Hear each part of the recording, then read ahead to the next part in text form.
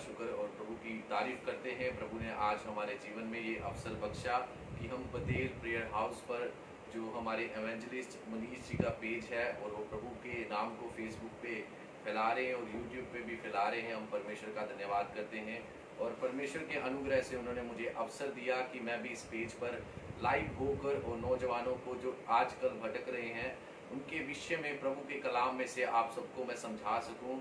और मेरे साथ मेरी बहन और मेरे साथ मेरा भाई आपको आराधना में अगुवाई करेंगे। उसके बाद आराधना के बाद जैसे हमको प्रभु अपने आत्मा के द्वारा अगुवाई करें हम परमेश्वर के नाम को महिमा देंगे। और ख़ास मैं धन्यवाद करता हूं हमारे आईपीसी बतेल चर्च का, जहां की हमारे मेन पास्टर जैकब जॉन जी, हम उनको भी याद करते हैं क्योंकि उनसे सीखी हुई शिक्षा के अनुसार चलकर प्रभु ने आज हमें बहुत आशीष दी है। और हमारे 3 पास्टर और हैं, मैं उनको भी स्मरण करता हूँ, पास्टर जोमन जी, पास्टर सन्नी भट्टी और पास्टर अश्विनी गिल, जो हमें बहुत एक वचन को हमें वचन का ज्ञान देने वाले हैं। और प्रभु उनको आशीष दे, उनको भी मैं याद करता हूँ। खास धन्यवाद करते हैं इस पेज पे आज जितने लोग इस वीडियो को लाइव देख रहे हैं। परमेश्वर उन सबको आशीष दे, परमेश्वर उन सबको आशीष देकर उनको बढ़ाए। जो नौजवान गंदगी में फंसे हैं खास आज उनके लिए हम लाइव हुए हैं, जो हमें अवसर मिला है। और जो आज का टॉपिक है सबोपदेशक 12 अध्याय उसकी 1 आयत में जो लिखा है, हे नौजवान अपनी जवानी के दिनों में अपने सृजनहार को स्मरण रख। हम परमेश्वर का धन्यवाद करते हैं, परमेश्वर ने नौजवानों को चुना है। और आज हम आराधना करेंगे, साथ में आप मिलकर हमारे आराधना करना और प्रभु आप सबको आशीष दे। आगे के समय के लिए हम प्रार्थना करेंगे और उसके बाद हम आराधना में जाएंगे। आइए हम सब अपनी आंखों को बंद करेंगे, प्रार्थना करेंगे। महान परमेश्वर आपका धन्यवाद करते हैं, आपके नाम को हम महिमा देते हैं। प्रभु जी आज जो प्रभु जी 26 अगस्त 5 बजे से लेकर प्रभु 6 बजे तक लाइव होने के लिए आपने प्रभु हमारे जीवनों में अवसर बख्शा, आपका हम शुक्र करते हैं। आज की इस मीटिंग को, आज की इस आराधना को, आज की इस नौजवानों की सभा को प्रभु जितने लोग लाइव देख रहे हैं प्रभु सबको आशीष दे परमेश्वर। हालेलुया खुदा, आज के इस कलाम के द्वारा, आज की आराधना के द्वारा लोग आपकी आत्मा की सामर्थ को अपने जीवनों में, अपने घरों में प्रभु महसूस करने पाए। परमेश्वर आपकी बड़ी आशीष हो जाए प्रभु जी। हमें प्रभु आपके नाम को ऊंचा करने के लिए मदद करें, हमें आपके नाम को फैलाने के लिए मदद करें प्रभु जी। हर एक बात में प्रभु आपके नाम को महिमा मिले, हर एक बात में आपका नाम ऊंचा हो जाए खुदा। हालेलुया खुदा, आज का जो टॉपिक है वो हर एक के हृदय को प्रभु जी परिवर्तन करे। जो आपसे दूर हो गए हैं वो आपके करीब आए, जो विश्वास में नहीं वो विश्वास में आए, जो प्रभु पीछे हट गए खुदा वो वापस आने पाए खुदा। और जो बीमार है उन्हें चंगा करना परमेश्वर, आपकी बड़ी आशीष हो जाए, आपका बड़ा अनुग्रह हो जाए खुदा। आपने मूसा को चुना कि प्रभु जी हालेलुया इजरायली लोगों के बीच में कार्य करने के लिए प्रभु। आज प्रभु हमारी इस लाइव वीडियो के द्वारा देखने वाले नौजवान और हमारे भाई बहन खुदा वो मूसा की तरह खड़े हो जाएं, अपनी समस्याओं से बाहर आए प्रभु। आपके नाम को बड़ी महिमा मिले। आगे के समय को हम आपके हाथों में सौंपते हैं, आपकी बड़ी कृपा को चाहते हैं, आपके बड़े अनुग्रह को चाहते हैं। हर एक दुष्ट शक्ति को हम रद्द करते हैं प्रभु जी। आगे के समय को आपके हाथों में सौंपते हुए आपके पवित्र सामर्थी और जलाली नाम में हम मांगते हैं, आमीन। अभी हम प्रभु की आराधना के लिए गीत गाएंगे। आप सब हमारा साथ दीजिए, अपने घरों में बैठे आप प्रभु की आराधना कर सकते हैं, क्योंकि आप सब जानते हैं कोविड-19 के दिनों में हमारा चर्चों में जाना, इधर उधर जाना मना है, भीड़ का इकट्ठा होना मना है। इसलिए प्रभु आजकल अपने दासों को अपने अनुग्रह के द्वारा फेसबुक पर, सोशल मीडिया पर और कई बातों के द्वारा प्रभु इस्तेमाल कर रहे हैं। प्रभु के नाम को महिमा देते हैं। अभी हम प्रभु की आराधना करेंगे, हम सब अपनी आंखों को बंद करेंगे, आराधना करेंगे। हो तेरी स्तुति और आराधना करता हूँ मैं तुझसे ये प्रार्थना। हो तेरी स्तुति और आराधना करता हूँ मैं तुझसे ये प्रार्थना। महिमा से तेरी तू इस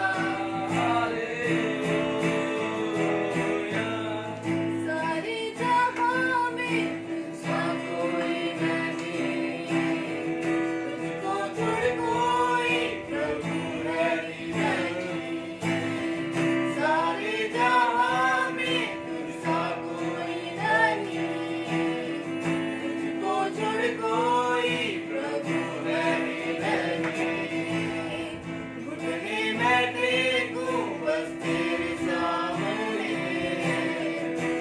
मैं मेरा प्रभु, तू मेरा पिता। हालेलुया, हालेलुया, हालेलुया, हालेलुया,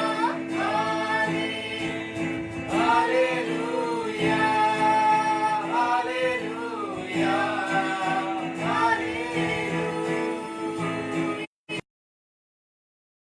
स्तुति और आराधना करता हूँ मैं तुझसे ये प्रार्थना। हो तेरी स्तुति और आराधना करता हूँ मैं तुझसे ये प्रार्थना। महिमा से तेरी तू इस जगह को भर, जो भी तू चाहे तू यहाँ पे कर। हालेलुया, हालेलुया,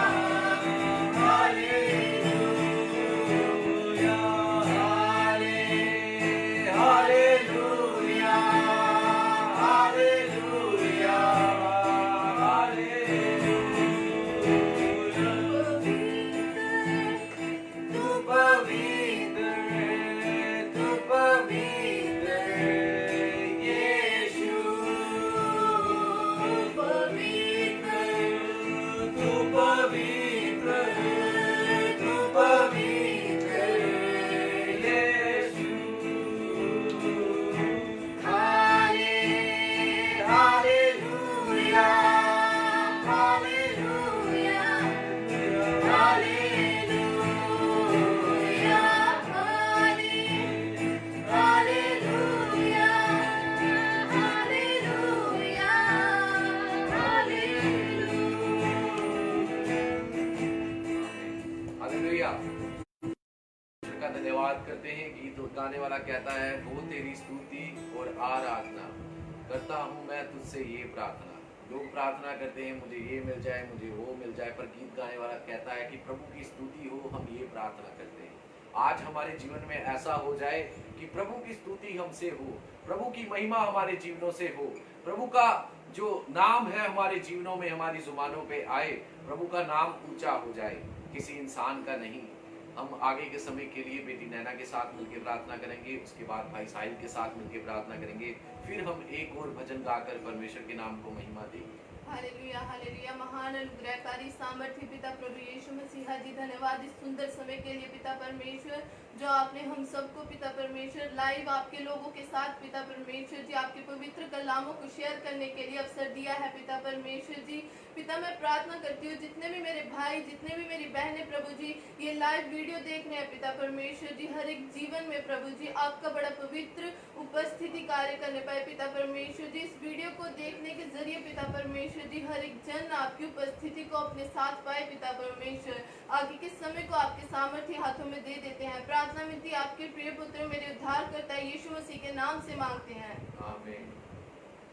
हालेलुया। यीशु आपका धन्यवाद है आज के दिन के लिए, यीशु मसीह हमारी जिंदगियों में दिया उसके लिए धन्यवाद है। अब तक संभाला आपका धन्यवाद यीशु मसीह, जो आज का लाइव सेशन है उसके लिए हमारी सहायता करना होने के लिए, और जिस भाई ने हमें मौका दिया भाई मनीष, और उनकी जो पेज है उनको ब्लास करे पिता, और जो उसके पीछे काम कर रहे हैं उस पेज के पीछे काम करने वालों को ब्लास करते हैं हलिया।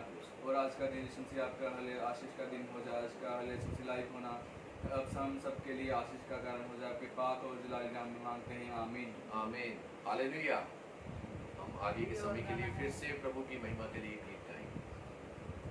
तुझ में ही मेरी सुबह, तुझ में ही हर शाम, तुझसे ही करता शुरू हर कोई काम। तुझ में ही मेरी सुबह, तुझ में ही हर शाम, तुझसे ही करता शुरू हर कोई काम। शुक्रिया करता हूँ मैं लेके तेरा नाम, आदर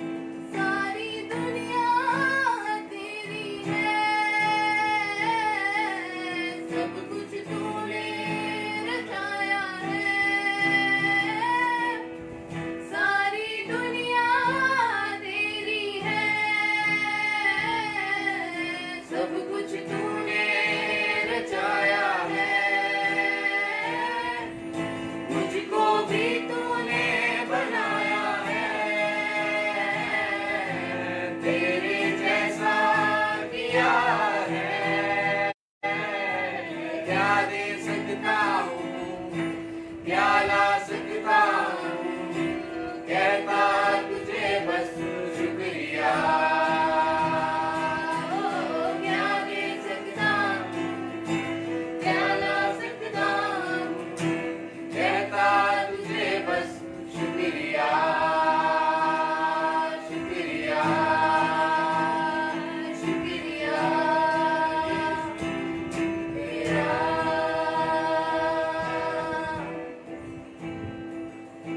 तुझ में ही मेरी जुबान, तुझ में ही हर शाम, तुझसे ही करता शुरू हर कोई काम। शुक्रिया करता हूँ मैं, देख मेरा नाम, आदर और धन्यवाद आज तेरे नाम।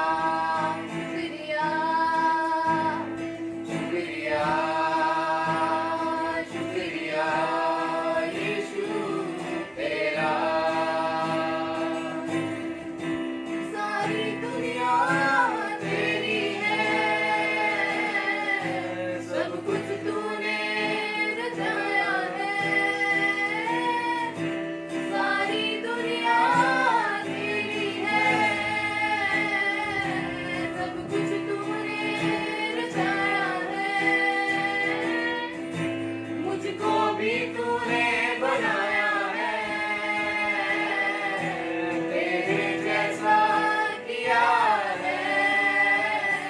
क्या दे सकता हूँ, क्या ला सकता हूँ, कहता तुझे बस शुक्रिया। ओ क्या दे सकता हूँ, क्या ला सकता हूँ, कहता तुझे बस शुक्रिया, शुक्रिया, शुक्रिया यीशु तेरा। आमीन, आमीन, आमीन। परमेश्वर के कलाम में लिखा है हम परमेश्वर को क्या दे सकते हैं। दाऊद कहता है हम परमेश्वर को धन्यवाद की बलि दे सकते हैं, हम परमेश्वर का धन्यवाद कर सकते हैं। हम परमेश्वर को कुछ नहीं दे सकते क्योंकि सब कुछ बनाने वाले हमारे परमेश्वर हैं और हम परमेश्वर का धन्यवाद करते हैं आज की सुंदर शाम के लिए जो परमेश्वर ने हमारे जीवनों में दी है। परमेश्वर का धन्यवाद करते हैं। और मेरा नाम अमन गिल है और मैं पठानकोट सुंदरनगर से पंजाब से हूँ। आप सबका धन्यवाद। आप सब जो लाइव देख रहे हैं, परमेश्वर के नाम की महिमा हो, परमेश्वर के नाम की स्तुति हो। बहुत सारे लोग हैं जो आज के दिन को नहीं देख पाए। बहुत सारे लोग हैं जो अपने बिस्तर पर लेटे सो गए। बहुत सारे लोग हैं जो आज रास्ते में गए और उनका एक्सीडेंट हो गया, बल्कि परमेश्वर का अनुग्रह है, परमेश्वर की दया है, आज हम आपके सामने जीवित हैं और परमेश्वर की महिमा कर रहे हैं और परमेश्वर का धन्यवाद करते हैं। और आप सब भी आज अपने घरों में अपने मोबाइल को पकड़े और ऑनलाइन और लाइव को आज जो ये यहाँ पे यूथ मीटिंग हो रही है उसको देख रहे हैं। परमेश्वर के नाम की हम तारीफ करते हैं, परमेश्वर के नाम की हम महिमा करते हैं। बहुत सारे लोग हैं जो नशे में हैं, बहुत सारे लोग हैं जो बीमार हैं, बहुत सारे ऐसे लोग हैं जो हॉस्पिटलों में हैं, बल्कि परमेश्वर ने आज हमें अपने अपने घरों में रखा है। परमेश्वर ने आज हमें अपने अपने स्थानों में रखकर हमें यहाँ तक संभाला है। बाइबल कहती है किसी बात की चिंता मत करो। बाइबल कहती है किसी बात की चिंता मत करो, बल्कि जब हम चिंता करते हैं तो हम अपने आप का नुकसान करते हैं। और आज हम परमेश्वर के कलामों में से बहुत सारी बातों को सीखेंगे। कृपया मेरे साथ बने रहिए। और जो आज का टॉपिक है और हमारे बीच में जो आज का टॉपिक ब्रदर मनीष ने मुझे बताया है कि हम किस पे टॉपिक पे प्रचार करेंगे या किसी को गाइड करेंगे, अपनी गवाही के बारे में बताएंगे, आराधना करेंगे, सब कुछ उन्होंने बताया मुझे और परमेश्वर का धन्यवाद करते हैं। और पहली बात मैं आप सबको अपनी गवाही बताना चाहता हूँ। परमेश्वर के नाम की महिमा करते हैं। आज से 4 साल पहले यानी कि 2016 में जो मेरी जिंदगी थी एक कूड़े के समान थी। मैं अपनी मनमर्जी में चलता था, अपनी मनमर्जी में अपनी मनमानी करता था और मैंने बहुत सारे ऐसे गलत काम किए। बहुत सारी गलतियां मैंने अपने जीवन में की, बहुत सारे लोगों के साथ गलत किया। बहुत बार मैं लड़ाई झगड़ों में रहा, बहुत बार मैं अपनी समस्याओं में घिरा रहा। बहुत बार मेरे मन में आया कि मैं सुसाइड कर लूं। बहुत बार मेरे जीवन में ऐसा आ गया कि मैं डिप्रेशन में चला गया। मैंने किसी के साथ कोई बात मैं शेयर नहीं करता था। कई बार अपने आप को अकेला भी महसूस करता था।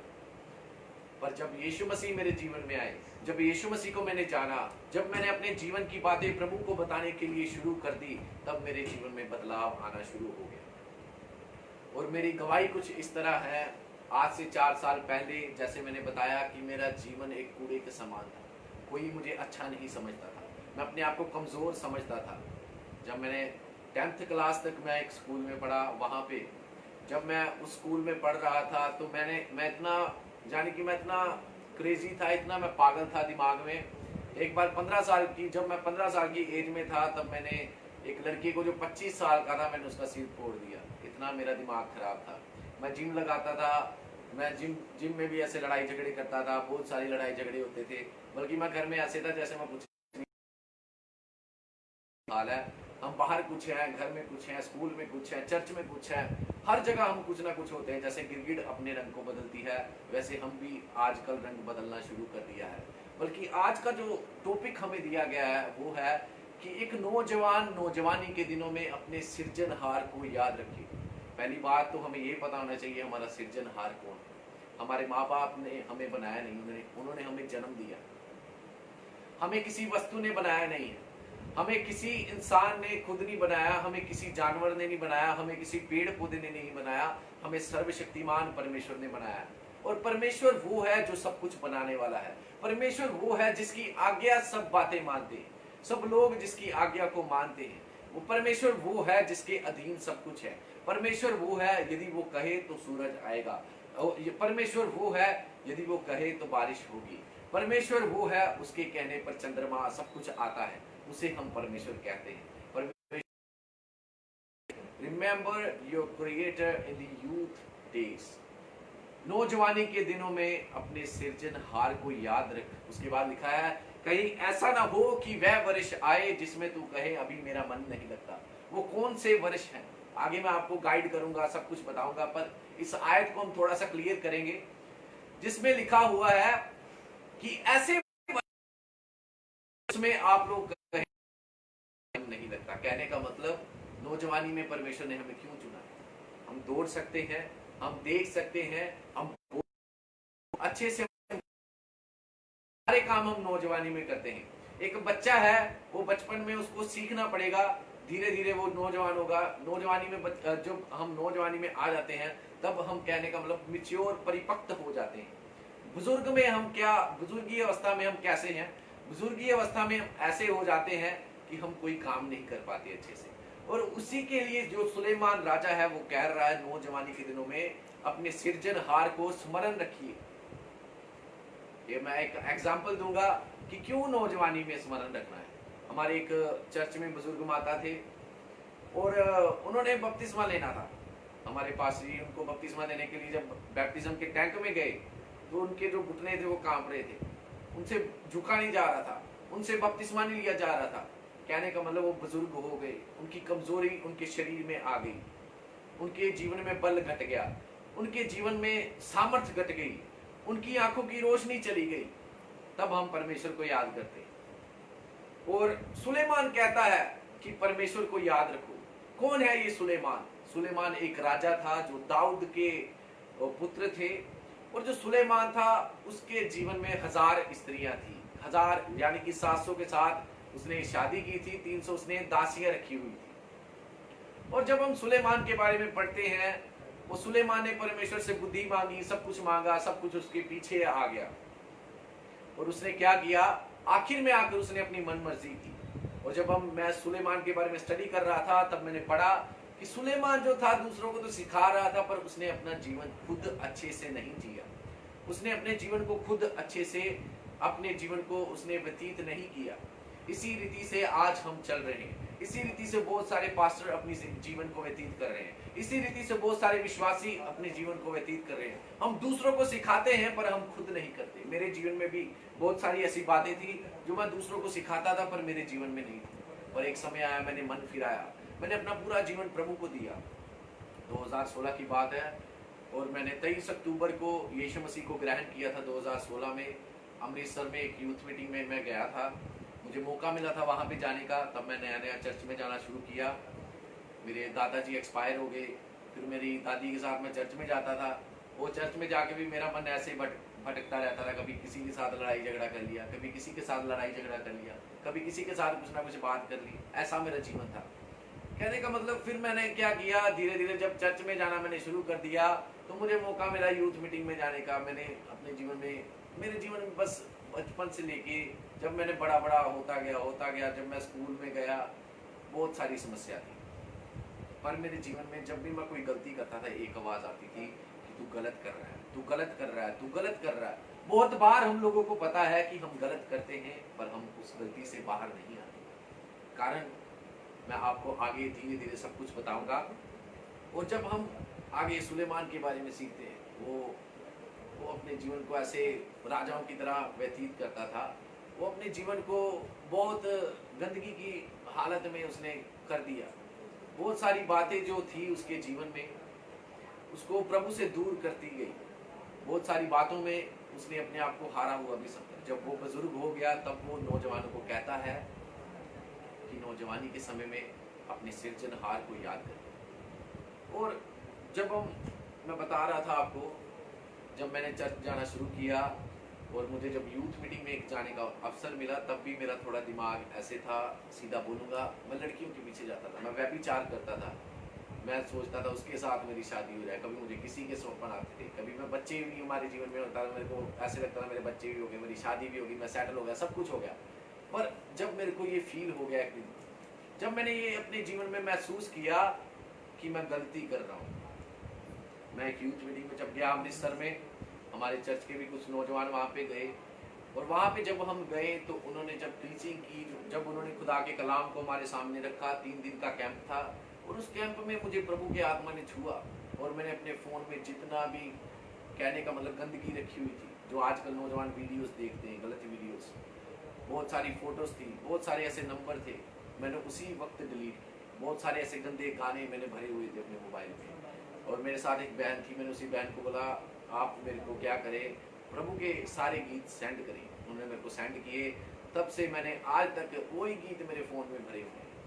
और परमेश्वर का धन्यवाद करते सुंदर समय के लिए जो परमेश्वर ने हमारे जीवन में दिया।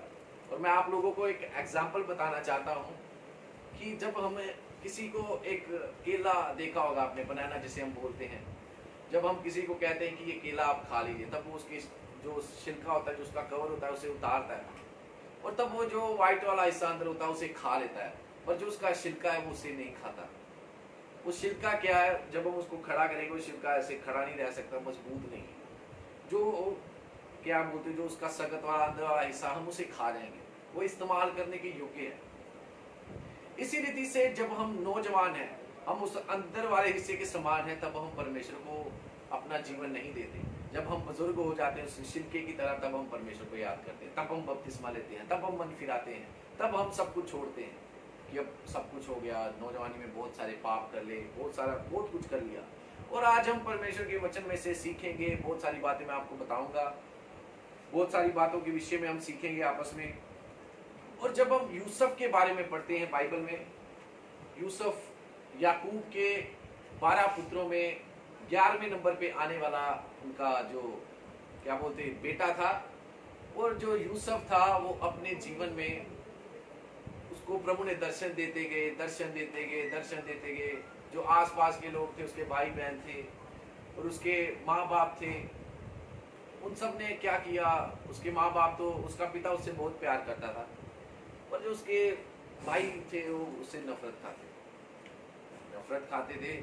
उसको बेच डाला इस्माइली बाद, फिर वो मिस्र देश में पहुंच गया। जब वहां पे पहुंच गया, उसके जीवन में एक परीक्षा आ गई। लिखा है वो 17 साल का था।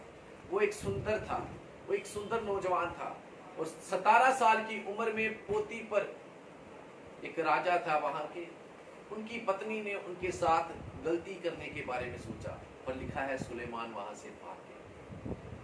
नौजवान आजकल भागते नहीं है व्यभिचार से, इसलिए आप अपने जीवन में गिरा हुआ अपने आप को महसूस करते। और यूसुफ की जब हम कंडीशन को देखते तो वो भागा। जब हम दाऊद की कंडीशन को देखते हैं तो दाऊद भी ऐसे ही एक व्यभिचार में फंस गया, पर वो गिर गया। उसके बाद लिखा है वो पछताया, उसके बाद उसने उस गलती को नहीं किया। जब हम दूसरा शमूएल 11 अध्याय पढ़ते हैं, यूसुफ के बारे में जब आप पढ़ना चाहते तो जेनेसिस उत्पत्ति, उसके 37 अध्याय में आप यूसुफ के बारे में पढ़ सकते हैं। उसके आगे सब कुछ यूसुफ के बारे में लिखा है। और जो आजकल व्यभिचार बढ़ता जा रहा है, आजकल फेसबुक, व्हाट्सएप, इंस्टाग्राम का गलत यूज किया जा रहा है। बहुत सारे लोग ऐसे एडिक्टेड हो गए। मुझे एक बहन ने पूछा कि भाई साहब, मैं सिगरेट पीती हूँ, सिगरेट छोड़ना चाहती हूँ, मैं क्या करूँ? तब मैंने उसको गाइड किया, तब मैंने उसको समझाया प्रभु के वचन के द्वारा। और कहने का मतलब मैं आपको बताना चाहता हूँ, प्रभु ने मुझे बहुत आशीष दी है, प्रभु ने मुझे बहुत बढ़ाया है। परमेश्वर का मैं धन्यवाद करता हूँ। और जब मैं उस बहन के साथ बात कर रहा था मैसेज पे, चैटिंग पे, तब उस बहन ने कहा मैं प्रभु के आत्मा को महसूस कर रही हूँ। कहने का मतलब प्रभु आपको इतने प्रभावशाली बनाएंगे, प्रभु आपको इतना ऊंचे स्थानों में लेके जाएंगे जब आप प्रभु को याद रखेंगे। यूसुफ ने क्या किया? उसने प्रभु को याद रखा था। यूसुफ ने अपने जीवन में प्रभु को याद रखा, इसलिए वो अपने पाप में नहीं गिरा। उसके बाद वो उसी देश में राजा बन गया, उसी देश में राजा बन गया। उसने अपने सृजनहार को याद रखा। जब हम आते हैं मूसा के पास, जब मूसा के बारे में आप निर्गमन के पहले अध्याय में, दूसरे अध्याय में, तीसरे अध्याय में पढ़ेंगे, जब मूसा नौजवान हो गया, लिखा है उसने क्या किया? एक मिस्री को मारा। कब मारा? जब उसने इधर उधर देखा। आजकल के नौजवान और बहुत सारे लोग ऐसे जब पाप करते, कब करते हैं? जब देखते इधर कोई नहीं है, इधर कोई नहीं है, तब अपने फोन में से गलत पाप करेंगे, तब अपने टीवी में से गलत पाप करेंगे, तब अपने किसी शरीर के अंग के द्वारा गलत पाप करते हैं। हम गलत पाप करने वाले हो गए हैं। आज हमें सीक्रेट सिन, जो हम गुप्त में पाप करते हैं, उसके अंदर से बाहर आने की जरूरत है। मेरे भाइयों और बहनों, जो आप मुझे देख रहे हैं, परमेश्वर का धन्यवाद करते हैं। और जब मैंने देखा कि जो मूसा था उसने कब पाप किया? जब उसने देखा इधर कोई नहीं है, इधर कोई नहीं है, उसने पाप कर दिया। हम भी जब देखते हैं, आज मैं पर्सनल रूप में अकेला हूँ, तब आप अपने फोन में क्या देखते हैं? तब आप अपने टीवी में क्या देखते हैं? जब आपके फोन पे कोई ऐड आती है, तब आप उसके प्रति आपका क्या व्यवहार है? मेरे प्रियो, परमेश्वर के प्रति हम पाप करते हैं। और जब दाऊद को हम देखते हैं, छोटी उम्र में ही उसने गोलियत को मार डाला। परमेश्वर में हमारी उम्र मायने नहीं रखती, परमेश्वर में हमारा साइज मायने नहीं रखता, परमेश्वर में हमारे कपड़े मायने नहीं रखते, परमेश्वर में हमारा मन मायने रखता है। कलाम कहता है जो आपके मन में है वो बाहर आता है। और हम धीरे धीरे आगे बढ़ेंगे। मैं बहुत गंदगी में फंसा हुआ था। बहुत बार मेरे जीवन में व्यभिचार करने का अवसर मिला। बहुत बार मैं लोगों को कुछ बोलता था, करता हूँ, खुद कुछ और था। कहने का मतलब मैं खुद भी एक सीक्रेट सिन की जिंदगी जी रहा था, गुप्त में पाप में। आज हमें गुप्त के पाप से बाहर आना है। कारण क्यों है हम बाहर नहीं आ पाते? कारण क्या है हम परमेश्वर के साथ जुड़ नहीं पाते? बहुत बार क्यों ऐसा होता है? आज हम इस विषय के बारे में सोचेंगे। और धीरे धीरे मैं नौजवानों की तरफ जाऊंगा। और पहली बात मैं आपको एक एग्जाम्पल दूंगा। वो एग्जाम्पल एक ऐसे है कि हमने आज आपको किसके हाथों में दिया है। अगर आप अपने पाप से, आप अपने नशे से, अगर आप अपने व्यभिचार से, अगर आप अपनी गलतियों से, अपने डिप्रेशन से, अपनी उस गंदगी भरी अवस्था से बाहर आने के लिए चाहते हैं, मैं आपको बता रहा हूं, अगर आप उसी में रहेंगे तो आप नाश हो जाएंगे। आप उसी में रहेंगे तो आप उस नरक की आग में जाएंगे। परमेश्वर का धन्यवाद हो। मैं आप सबको बताना चाहता हूँ, एक एग्जाम्पल की तरफ हम ध्यान देंगे। वो एग्जाम्पल एक ऐसे थी, एक बहन थी और एक भाई थे। उस भाई ने उस बहन को चैलेंज किया। एक रूबी हाथ में पकड़ी हुई थी, वो लाल रंग की रूबी थी। और भाई ने उसको चैलेंज किया कि इसको बेच कर आइए और इसका दाम बताइए, कितना दाम है इसका, और इसको आप जब बेच आएंगे उसका आधा आधा हम दोनों हिस्सा बांट लेंगे। उसने बोला ठीक है। वो बहन निकल गई सुबह सुबह। पहले वो मंडी की तरफ गई कि अब मैं इस रूबी का जो मूल्य है एक मंडी में मैं डालूंगी। उसने क्या कर दिया, मंडी में एक व्यक्ति के पास गई, वो आलू बेच रहा था। तो वो आलू वाले के पास गई, भैया ये रूबी ले लो और इसके बदले में आप मुझे कितने आलू दोगे। उसने क्या किया, बोला ठीक है, ये रूबी के बदले में आपको 5 किलो आलू दे दूंगा। उसने बोला ठीक है। उसने बोला मैं आगे जब आऊंगी तब मैं लेती हूँ, आगे मैं किसी काम के लिए जा रही हूँ, गोदी में आते वक्त आलू लूंगी। फिर वो आगे बढ़ गई। फिर वो चले गई फ्रूट वाले के पास जो संतरे बेच रहा था।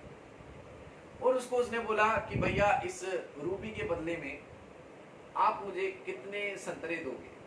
उसने बोला 1 बोरी मैं तुम्हें संतरे दूंगा। उसने बोला ठीक है भैया, जब मैं वापस आऊंगी तब मैं ले लूंगा। बोला ठीक है। फिर वो आगे बढ़ गई, फिर वो लोहा बनाने वाले के पास चली गई और उससे जाके पूछा कि आप इस रूबी को ले लो, आपकी नजरों में इसका कितना मूल्य है। उसने बोला मैं आपको इसके बदले में 1 टन लोहा दे दूंगा। उसने बोला ठीक है, अच्छी बात है, बहुत अच्छा मूल्य मिल रहा है।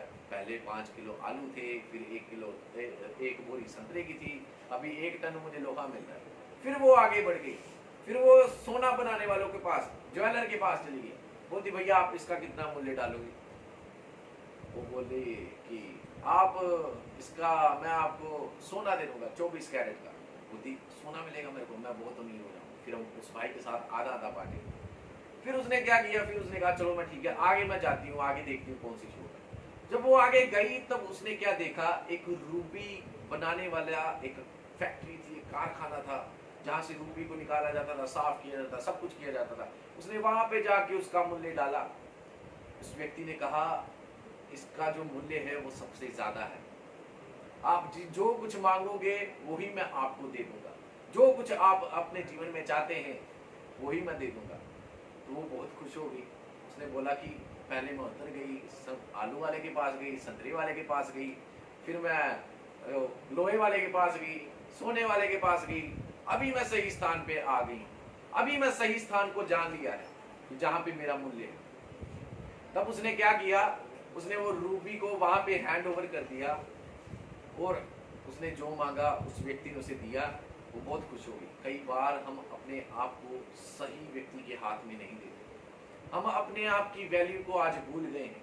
हम अपने आप को मनुष्य के हाथ में सौंप देते हैं कि ये व्यक्ति के ऊपर मैं डिपेंड रहूंगा, ये व्यक्ति के ऊपर मैं डिपेंड रहूंगी तो मेरा कुछ बनेगा। यूथ और आजकल के लोगों को मैं कहना चाहता हूँ अपने आप को सही व्यक्ति के हाथ में दीजिए। और मैं आपको बताना चाहता हूँ, खुल के बताना चाहता हूँ, दुनिया में सबको आप सब कुछ घूम के आ जाइए और आपको यीशु मसीह के जैसा कोई नहीं मिलेगा। यीशु मसीह के जैसा प्यार करने वाला आपको कोई नहीं मिलेगा। और आज आपको अपनी समस्या से बाहर आना है और आज आपको अपने सिरजनहार को याद करना है। आपने कितनी बार गलती की, कितनी बार आपने गलत व्यक्तियों के हाथ में अपने आप को दिया है, जिस वजह से आप आज डिप्रेशन में हैं, जिस वजह से आज आप नशे में हैं, जिस वजह से आज आपका मन करता है कि मैं सुसाइड कर लूं। मैं एक बहन को जानता हूँ, बोलती मेरा 10 साल से एक व्यक्ति के साथ रिलेशनशिप था और उसके कारण मैंने शादी नहीं की, उसके कारण मैंने शादी नहीं की। तो बोलती ये प्रभु का आत्मा मुझे बोलता है कि मैं उसके साथ शादी ना करूं, बल्कि वो व्यक्ति मुझे बोलता प्रभु को छोड़ दे। तो मैंने बोला प्रभु को छोड़ दे तो आप प्रभु को प्यार करते हैं कि उस व्यक्ति को प्यार करते हैं? उसने कहा मैं प्रभु से प्रेम करती हूँ। मैंने बोला प्रभु आपको क्या अगुवाई करते हैं? उसने कहा प्रभु मुझे कहते हैं कि वो व्यक्ति तेरे लिए नहीं है। बोलती पर फिर भी ये मेरे लिए ये कठिन बात है कि मैं उसको छोड़ नहीं सकती, उसको मैं भूल नहीं सकती। बोलती हम बात तो कम करते हैं। मैंने बोला प्रभु के लिए कोई भी बात जो है वो कठिन नहीं है। कई बार हम अपनी बात को प्रभु के हाथ में नहीं सौंपते, जिस वजह से हम धकेली हुई अवस्था में जाते हैं, हम हारी हुई अवस्था में जाते हैं। हमारी प्रार्थना के बारे में पूछेंगे तो 10 मिनट की प्रार्थना है आजकल। बाइबल तो हम पढ़ते नहीं, उपवास तो हम करते नहीं, जिस वजह से हम अपने आप को गलत व्यक्तियों के हाथ में दे रहे हैं। हम अपने आप को आज नाश की तरफ धकेल रहे हैं, खुद धकेल रहे हैं। नौजवानों बाहर आओ अपनी अवस्था से। जब हम सुलेमान को देखते हैं वो बहुत लोगों को अगुवाई गाइड तो करता था, बल्कि जब हम स्कॉलर्स का आइडिया लगाते हैं, जब हम उस पर स्टडी करते हैं, तब उसने खुद उस बात पर जीवन को नहीं व्यतीत किया। आज हमारी समस्याएं कुछ ऐसी हो गई, हम दूसरों को सिखाते हैं, अपने ऊपर लागू नहीं करते। मैं एक शब्द बोलता हूँ, वो शब्द ये है प्रीच व्हाट यू प्रैक्टिस। जो आप लागू कर रहे हैं अपने जीवन में उसी का प्रचार करें। और जो आप प्रचार करते हैं, प्रैक्टिस व्हाट यू प्रीच, और जो आप प्रचार करते हैं पहले उसे अपने जीवन में अनुभव कीजिए, उसे अपने जीवन में लागू कीजिए। और जब मैं नौजवान की अवस्था को देखता हूँ, चर्च में कुछ और है, हम बाहर कुछ और है, जिस वजह से हमारे जीवन में बहुत सारी समस्याएं हैं, बहुत सारा व्यभिचार, बहुत सारी ऐसी बातें हैं। आज हमारे विचार बदल रहे हैं। क्या होता है, हम फेसबुक करते किया, फिर कल क्या हो गया, ये क्या वो क्या हो गया, फिर हम उसके साथ अटैचमेंट शुरू हो जाता है। समा आने पे पहले भाई बहन चलते हैं, ये मेरी बहन है, ये मेरा भाई है, बाद में हमारे विचार बदल जाते हैं उसके प्रति, और उसके विचार हमारे प्रति बदल जाते हैं। तब हम सोचते हैं कि यही व्यक्ति मेरे लिए है, यही व्यक्ति मेरे योग्य है, इसी के साथ मेरी शादी होगी, इसी के साथ मेरा जीवन जो व्यतीत होगा।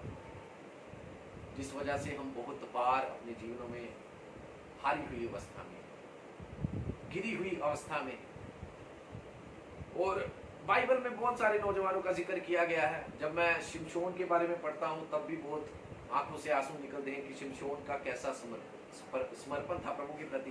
पर उसने क्या किया, हम सब उसकी गलती की तरफ देखेंगे, पर प्रभु उसकी गलती की तरफ देखते तो हैं, पर उसकी गलती को साफ भी करते हैं, उसे माफ भी करते हैं। मैं किसी के घर में कल गया, उस बुजुर्ग अंकल थे कोई, तो बोला कि आप मुझे बताइए कि मैं अपने घर वालों से बात करूं कि नहीं करूं। मैंने बोला क्या हुआ? बोलता है ये मेरी इनके साथ बनती नहीं है, ये बहुत बुरे हैं, ये बहुत गंदे हैं, और ये मेरी फिक्र नहीं करते, तो मुझसे प्यार नहीं करते, तो मैं इनके लिए क्या करूं? तो मैंने उनको बोला इनको माफ कीजिए। बोलते माफ करूं?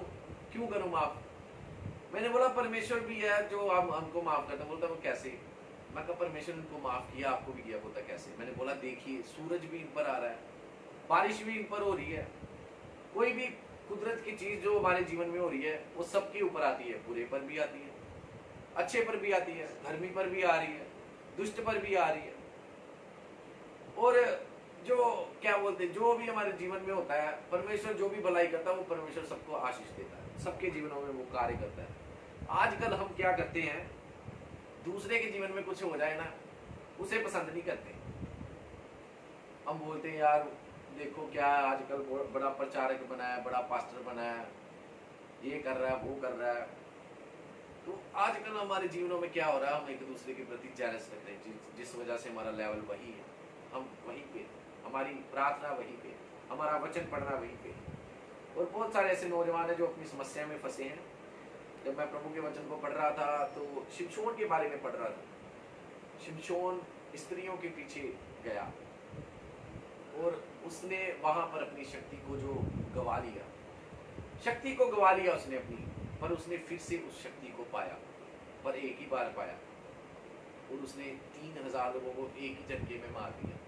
पहले उसने 1000 को मारा गधे के जबड़े के साथ, बाद में जब वो जहाँ पे रह रहे थे फलिस्ती लोग, वहाँ पे जो एक फंक्शन, एक यज्ञ चल रहा था, वहाँ पे शिमशोन जो नौजवान था वो बहुत बार गिर गया। उसने अपनी कमजोरी को एक मनुष्य के साथ शेयर किया था जिसका नाम था दलीला नाम की स्त्री। बहुत बार हम अपनी कमजोरी को मनुष्य के साथ बताते तो हैं, पर हम धोखा खा जाते हैं। आज मैं आप लोगों को बोलना चाहता हूँ, give your weakness to God and he will give you his strength. अगर आप चाहते हैं कि आप बलवान बन जाएं, अगर आप चाहते हैं आप आशीषित बन जाएं, अगर आप चाहते हैं आप भी पवित्र नौजवानों में गिने जाएं, आपका लेवल बढ़ जाए, आपकी प्रार्थना बढ़ जाए, तो अपनी कमजोरी को प्रभु के साथ शेयर करें। अब क्या होता है आजकल नौजवान घर से बोलते हैं कि मैं मम्मी जी उधर जा रहा हूँ, पर खिसक कहीं हो जाते हैं। बोलते हैं मैं स्कूल में जा रहा हूँ, दोस्तों के साथ सिनेमा में चले जाते हैं। बोलते कई नौजवान ऐसे भी हैं जो बोलते मैं चर्च में जा रहा हूँ, चले कहीं हो जाते हैं। कुछ नौजवान ऐसे भी हैं जो पास्टर जी के सामने बहुत ऐसे करते हैं, जब पास्टर जी साइड में होते हैं उनके मुंह से गाली निकलती है, उनके मुंह से गलत शब्द निकलते हैं। क्यों निकलते हैं? आज मैं सिंपल एक तरीके में आप लोगों को बताना चाहता हूँ। तो सुलेमान ने बोला था कि परमेश्वर को याद रखें। आप, मैं सीधी बात बोलता हूँ, आप हर समय परमेश्वर को याद रखें और आप अपने जीवन में कभी भी हार नहीं मान सकते। आपके जीवन में गिरावट आएगी पर आप गिरेंगे नहीं। कब, कैसे नहीं गिरेंगे? आज मैं आप लोगों को उस बात के साथ इंट्रोड्यूस कराना चाहता हूँ। उस कलाम के साथ बहुत सारे लोग हैं जो उस कलाम को पढ़ते हैं। जब हम पढ़ते हैं भजन संहिता 119 अध्याय उसकी 9 और उसकी 11 आयत में एक बहुत अच्छी सलाह हमें दी गई। जब हम उसकी 119 की 9 आयत में पढ़ते हैं, वहां पे लिखा है, जवान अपनी चाल को किस उपाय से शुद्ध रखे, तेरे वचन के अनुसार सावधान रहने से। पहली बात तो ये है कि हमें खुदा के कलाम के बारे में पता होना चाहिए। खुदा के कलाम के बारे में पता होगा तो हम उसके अनुसार सावधान रहेंगे कि हमें ये करना है, हमें ये करना है। सब कुछ बाइबल में हमें लिखा गया है। अगर आप रहना चाहते हैं, अपने आप को पवित्र रखना चाहते हैं, अपने आप को आप क्या बोलते हैं, प्रभु में मजबूत महसूस करना चाहते हैं, तो आपको ये करना पड़ेगा, उसके वचन के अनुसार आपको सावधान रहना पड़ेगा, वचनों को पढ़ना पड़ेगा, वचनों पर मनन करना पड़ेगा, वचनों की तरफ ध्यान लगाना पड़ेगा। और जब हम उसकी 11 आयत को पढ़ते हैं, तब सबसे उत्तम बात लिखी है। सुलेमान कहता है वचन को अपनी आंखों की ओट ना होने दे। बहुत बार बहुत लोग ऐसे होते वचन को पढ़ते हैं, आंखों से पढ़ते हैं, वह तेरे आने जाने में तेरी रक्षा करे, अब से लेकर सदा तक करता रहे। फिर हम पढ़ते हैं यहोवा मेरा चरवाहा है, मुझे कुछ गति ना होगी। फिर जब कोई मुसीबत आती तब वचन नहीं याद आते, कारण वो हमारे दिल में नहीं है। यूसुफ ने पाप क्यों नहीं किया? यूसुफ ने पाप क्यों नहीं किया? आज हम इसके बारे में सोचेंगे। लिखा है उसने जो वचन था वो अपने दिल में रखा हुआ। शिमशोन से गलती हो गई पर वो फिर से खड़ा हो गया। दाऊद से गलती हो गई, वो फिर से खड़ा हो गया, दोबारा उसने वो गलती नहीं की। परमेश्वर का धन्यवाद हो। यहाँ पे लिखा है मैंने तेरे वचन है कि तेरे विरुद्ध पाप ना करूं। तो कोई भी ऐसा व्यक्ति नहीं जिससे पाप ना होता हो, पर यहाँ पे क्या लिखा है? वचन हृदय में, वचन को हृदय पे लिखना है। जितने मर्जी वचन को अपने घरों में लगा लो, जो मर्जी कर लो, जब तक वचन आपके दिल में नहीं है तब तक आप सेफ नहीं है। जब वचन आपके दिल में आएगा, कब कोई हमारे दिल में आता है? जब हम उसके बारे में सोचते हैं, जब हम उसके बारे में ध्यान करते हैं। कुछ लोग कहते हैं मुझे किसी लड़की के साथ प्यार हो गया। कब होता है? कब हमें किसी के साथ प्रेम होता है? कब हम किसी के साथ अपने जीवन को क्या बोलते हैं, अपने जीवन की समस्या के बारे में बताते हैं? कब हम करते हैं? जब हम उस व्यक्ति के बारे में सोचना शुरू करते हैं, जब हम उस व्यक्ति की तरफ अपने ध्यान को लगाते हैं, तब हमारे जीवन में वो व्यक्ति हमारे सोच में, हमारे दिल में आ जाता है। उसी रीति से जब हम वचन की तरफ ध्यान लगाएंगे, जब आप वचन को पढ़ना शुरू कर देंगे, वचन की तरफ अपने जीवन को, अपने समय को अधिक से अधिक वचन के साथ आप व्यतीत करेंगे अपने समय को, तो आपके हृदय में वचन अपने आप आएगा। आपके मुंह में अभी गालियां हो सकती है, जब आप इस वचन को पढ़ना शुरू करेंगे, वचन की तरफ ध्यान करना शुरू करेंगे, तब आप अपने जीवन में एक रिजल्ट को देखेंगे। और मैं अपने जीवन को बहुत गंदी रीति से जीता रहा, बहुत सारी लड़ाइयाँ किया, बहुत सारे झगड़े किए, बल्कि जब वो वचन मेरे दिल में आ गया, तब परमेश्वर के साथ मेरा एक रिश्ता मजबूत होना शुरू हो गया। आजकल के विश्वासियों के जीवन में सिर्फ एक ही कमी है, वो वचन की कमी है, ज्ञान की कमी है, जिसकी वजह से बहुत सारी जो शिक्षाएं फैल रही हैं, झूठी शिक्षाएं फैल रही हैं।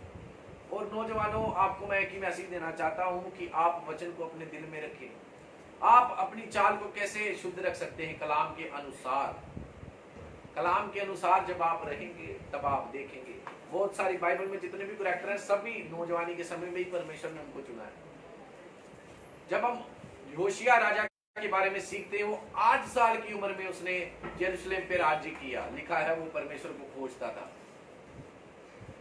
जब हम उजिया राजा के बारे में सीखते हैं, वो 16 साल की उम्र में उसने राज्य शुरू किया। उन्होंने परमेश्वर को खोजा है, तब उन्होंने परमेश्वर को पाया है। हम खोजते नहीं, यत्न नहीं करते। हर बात में परमेश्वर को याद रखें, हर एक बात में परमेश्वर को याद रखें, तब परमेश्वर कार्य करेगा। और आपको मैं गाइड करना चाहता हूं, नीति वचन को पढ़ना शुरू करें। उसमें जब हम पढ़ते हैं, बहुत सारी बातें हैं जो मैं व्यभिचार के बारे में अगुवाई करती है। और व्यभिचार, पाप छोटा बड़ा कुछ नहीं होता, पाप पाप होता है, पाप का कोई साइज नहीं है। अभी आप बोलोगे ये कैसे है? जब हम एक गिलास लेते हैं, उसमें हमने थोड़ा सा पानी डाला है, और दूसरा गिलास लिया, उसमें हमने पूरा पानी डाला है। पानी तो है ना, चाहे कम है चाहे ज्यादा है, पानी तो है ना। इसी तरह पाप, हमको रोज सफाई करने की जरूरत है। जैसे हम एक कमरा ले लिया, उसको हम रोज झाड़ू पोछा लगाते हैं, रोज झाड़ू पोछा लगाते हैं, तब वो अच्छा लगता है, सुंदर लगता है, उसके अंदर बैठने का मन करता है।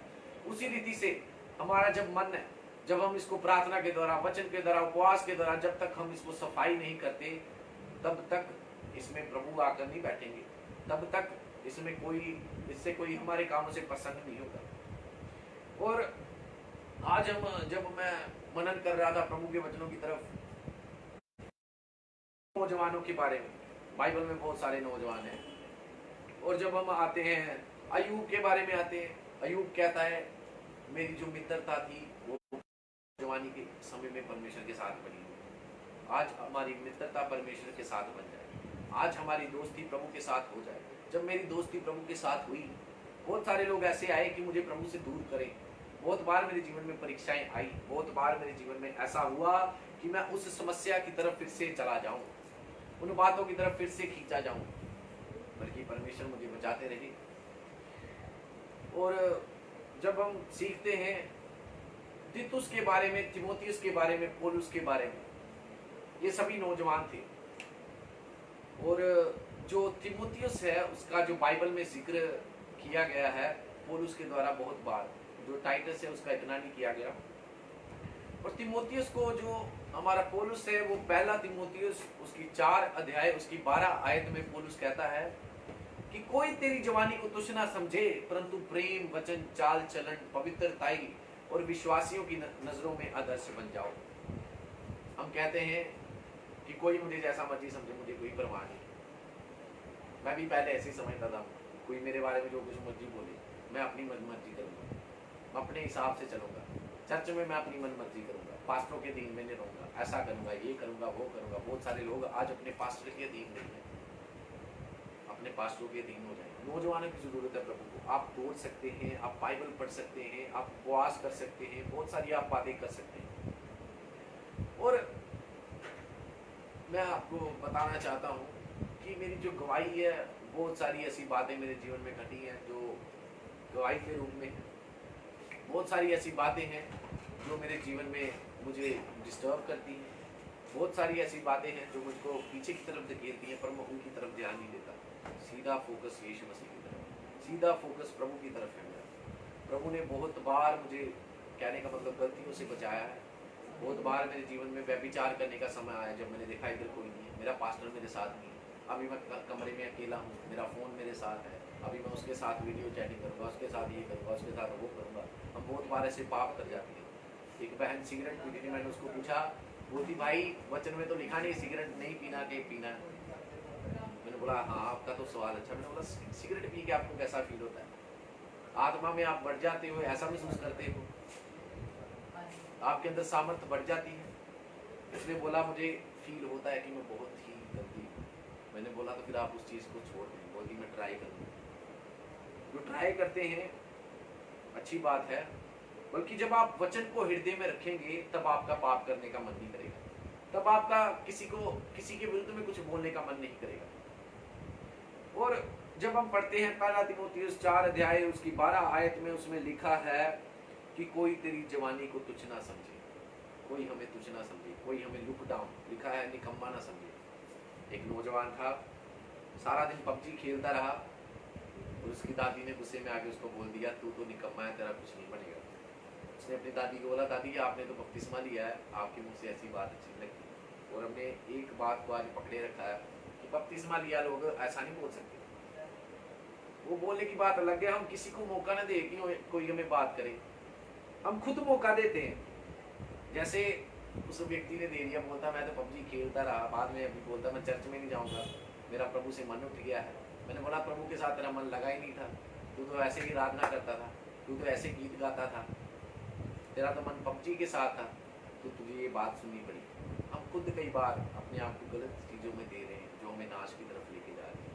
आज हमें मन फिराने की ज़रूरत है, आज हमें प्रभु के पास आने की ज़रूरत है, नौजवानी में अपने परमेश्वर को याद करने की ज़रूरत है, वचन को अपने हृदय में रखने की ज़रूरत है। जब मैंने वचन को अपने हृदय में रखा तब मेरा जीवन पूरी रीति से बदल गया। मैं अपने पासवानों के साथ अभी सेवा में जाता हूँ, उनके अधीन में हूँ, उनके कहने में हूँ। चर्च में कोई भी एक्टिविटी होती है तो प्रभु के अनुग्रह से मैं आगे जाने की कोशिश करता हूँ। झाड़ू लगाना, पोछा मारना, कोई हमारे बाथरूम को साफ करना, कुछ भी काम, कोई हमें तुच्छ ना समझे, कोई हमें निकम्मा ना समझे। लिखा है वचन, प्रेम, चाल चलन सबसे मायने रखता है हमारे जीवन में। चाल चलन आजकल जब हम बपतिस्मा ले लेते हैं नौजवान, तो हम सोचते हैं कि मुझे ये नहीं पहनना, वो नहीं पहनना, ये नहीं करना, वो नहीं करना। अच्छी बात है, नहीं पहनना बाइबल के भी खिलाफ है। मैं उसके प्रति आपको एक एग्जांपल देना चाहता हूँ। देखिए एक व्यक्ति ने बपतिस्मा लिया हुआ है, उसके भी बाल खड़े हैं, कटे फटे कपड़े हैं, उसके भी बूट वैसे हैं, सब कुछ वैसा है जैसा वो जिसने बपतिस्मा नहीं लिया। दोनों सब सामने खड़े हैं और आप कैसे पहचान करोगे कि वो प्रभु में है? अभी आप बोलोगे उसके मन से, तो पहले आप मन को देखते हैं कि उसके कपड़ों को देखते हैं कि उसको बाहर वाले रूप से देखते हैं। अक्सर हम बाहर से ही देखते हैं, मन में हम बाद में जाते हैं जब उस व्यक्ति के साथ हम मिलते हैं। और जब हम उस व्यक्ति को देखते हैं तो हम उसके कपड़ों की तरफ देखते हैं, हम उसके चाल चलन की तरफ देखते हैं। अभी हमने बपतिस्मा ले लिया तो कहने का मतलब हमारे कपड़ों में भी डिफरेंस होना चाहिए। आजकल की लड़कियां इतनी इतनी पहनती है, बाद में कहती हैं लड़कों ने मुझे छेड़ दिया, लड़कों ने मुझे ये कर दिया, लड़कों ने मुझे वो कर दिया। आप किसी के लिए ठोकर का कारण ना बने, आपकी वजह से किसी को ठोकर ना पहुंचे, आपकी वजह से कोई पाप में ना गिरे। कोई भी ऐसा व्यक्ति नहीं है जिसके मन में कभी कुछ गलत नहीं आया। आज हमें मन फिराने की जरूरत है। और सेवा में जब हम उसके बारे में, तिमोथियुस के बारे में सीखते हैं, वो 5 कलीसियाओं का पास्टर था। आज हमें भी अपने पास्टर के साथ वफादार होना है। उसको अगुवाई करने वाला पौलुस था, वो पौलुस के साथ वफादार रहा, पौलुस के अधीन में रहा। आज मैं अपने पासवानों के अधीन में रहता हूँ तो मेरे जीवन में बहुत आशीष हुई है, बहुत अनुग्रह हुआ है, बहुत फजल हुआ है। अपने यूथ में, अपने चर्च में मैं यूथ लीडर हूँ, यूथ का प्रेसिडेंट हूँ। परमेश्वर ने मेरे पदवी को बढ़ा दिया। पहले मैं चर्च में जाता था सबसे पीछे बैठता था, अभी चर्च में जाता हूँ सबसे आगे बैठता हूँ। कारण वचन को अपने दिल में रख लिया, दूसरों के प्रति सोच विचार को बदल लिया। आज हमारे सोच विचार नहीं बदल रहे।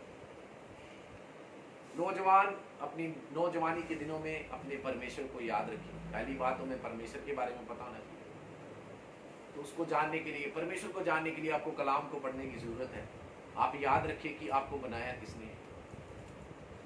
आपको बनाने वाला परमेश्वर है और उसका नाम सीधा बोलूंगा यीशु मसीह। यीशु मसीह ने भी अपनी सेवा नौजवानी में शुरू की थी। बुजुर्ग होकर नहीं की उन्होंने सेवा, चेले भी नौजवान थे जब यीशु मसीह के साथ जुड़े थे। लिखा पहाड़ पर चढ़ते थे। बुजुर्गों को बोलेंगे पहाड़ पर चढ़ेगा, नहीं चढ़ेगा। जो यीशु मसीह जब पहाड़ पे चढ़ते थे चेले भी चढ़ते थे। पहाड़ पर बस चेले चढ़ते थे जो बाकी चंगाई लेने वाले, आशीष लेने वाले, मोबाइल लेने वाले, आईफोन लेने वाले, गाड़ी लेने वाले सब नीचे रहते थे। जो चेले थे ना वो ऊपर भी चढ़ते थे, बोलते आईफोन भी चाहिए, सब कुछ चाहिए, पर उससे पहले हमें यीशु मसीह चाहिए। इसलिए वो ऊपर ऊपर चढ़ते थे पहाड़ पर।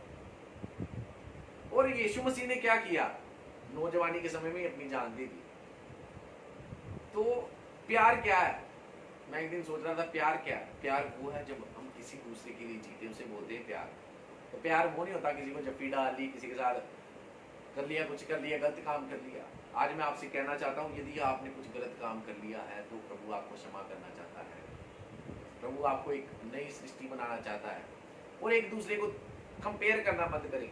कई बार मम्मी डैडी बहुत गलती करते हैं और अपने बच्चों को बोलते हैं उसको देख तू उसके जैसा नहीं है, उसको देख तू उसके जैसा नहीं है। ऐसा करना बंद करें।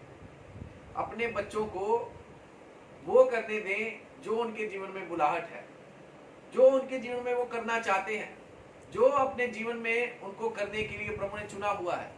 और सबसे बड़ी बात यही है कि बाइबल कहती है कि हम परमेश्वर की इच्छा को कैसे जाने।